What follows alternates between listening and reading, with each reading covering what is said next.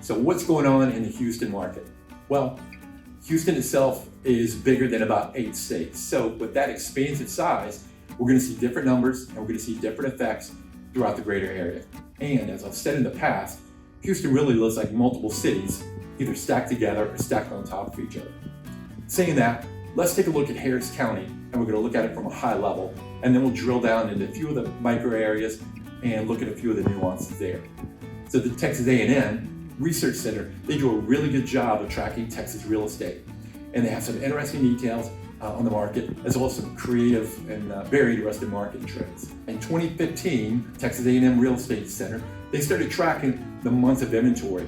Now that's a key indicator in how the market's doing, what's going to happen with pricing, as well as how it's going to affect both buyers and sellers. The rule of thumb, and I've said this in the past, is that a market that's equal between buyers and sellers is at about 6 months of inventory. Right now, we're at 2.3 months of inventory. That's a huge advantage to the sellers. So in 2015, the average price of the home sold in Harris County was $256,000, and the months of inventory was 2.3.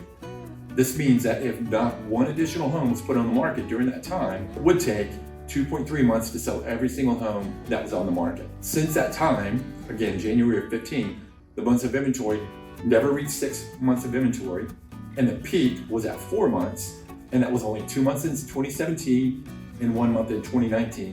Other than that, we've been in the 1, 2, and 3 month inventory range. So for the past 9 years, buyers have been at a pretty big disadvantage, and we all know what happened during COVID. And keep in mind that A&M only started tracking this in 2015, so that number is actually considerably longer. It just wasn't tracked. So currently, or at least as of January of this year, which is when the latest data was tabulated, the average home price in Harris County was $425,000. Months of inventory, 2.3 months. So we continue to see homes being unaffordable to the average buyer. And if you couple prices with the increases in property taxes and home insurance, right now you kind of have the perfect storm.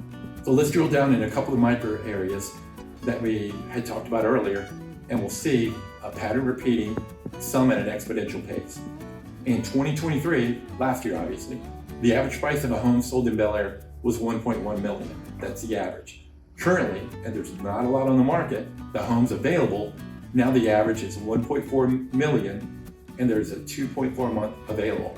If you look at Montrose, which is kind of center city, the average in 2023 was $837,000, and the average that's sold and the average available for this year has moved up to $1.15 million, and there's just under 5 months of inventory.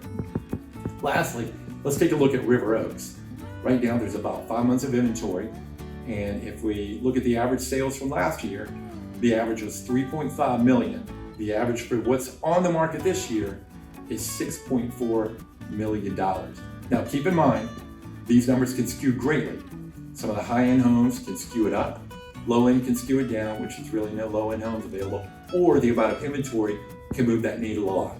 But I think what we are seeing now is a continued trend in the housing market and continues to chug along. This is Mike Gray with the Mike Gray team. Please reach out if you have any questions or if there's any topics that you'd like us to cover. As always, have a great week, and we absolutely look forward to seeing you on our next video.